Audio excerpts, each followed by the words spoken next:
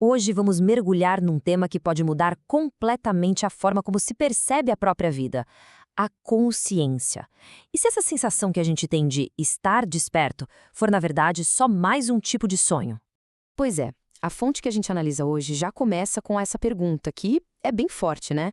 A premissa é ousada, para dizer o mínimo, a de que a humanidade vive num sono psicológico profundo, confundindo o dia a dia com a verdadeira vigília. Vamos tentar entender o que isso significa de verdade. Para a gente entender essa ideia complexa, vamos seguir um roteiro bem claro, ok? Primeiro vamos definir o que é consciência. Depois, a gente explora o problema dessa consciência adormecida. Quais são as causas disso? Como dá para iniciar o processo de despertar? E, no final, uma prática bem concreta para trazer essa lucidez para o agora. Então vamos começar pelo mais básico. Antes de sair falando em despertar, a gente precisa ter uma definição bem clara do que é, afinal, a consciência segundo essa linha de pensamento. E aqui tem uma distinção que olha, é fundamental. Consciência não é a mesma coisa que o intelecto. Sabe, não é aquele barulho mental que não para na nossa cabeça. É algo bem mais profundo. É uma percepção direta, um conhecimento que vem de dentro, a própria voz da nossa essência. E essa citação aqui ilustra com perfeição o que uma consciência desperta pode proporcionar.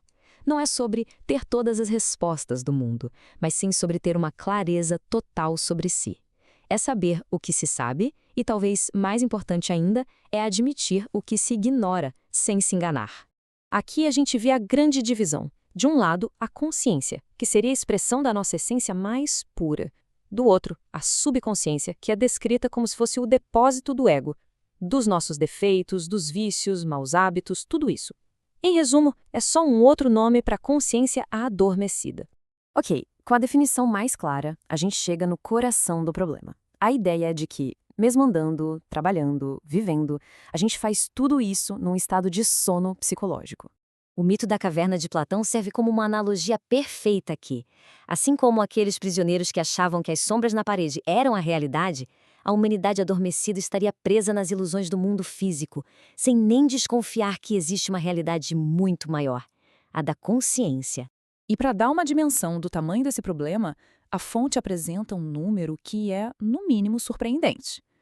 A sugestão é que a pessoa comum opera com só 3% da sua consciência desperta. Só isso.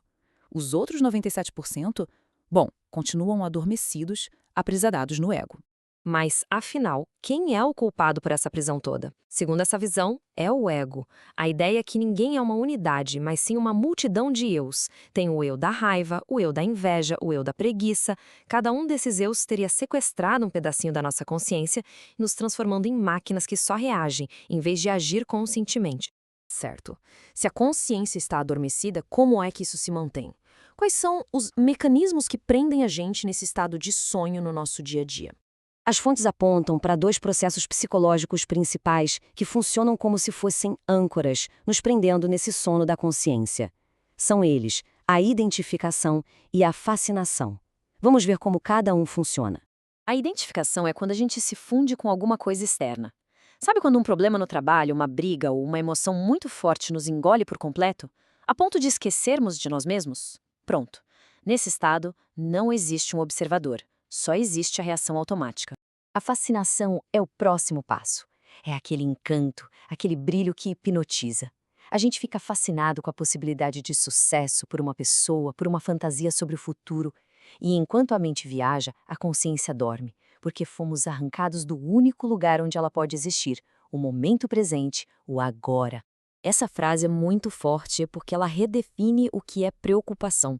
Não seria um ato de cuidado, mas sim uma forma de fascinação.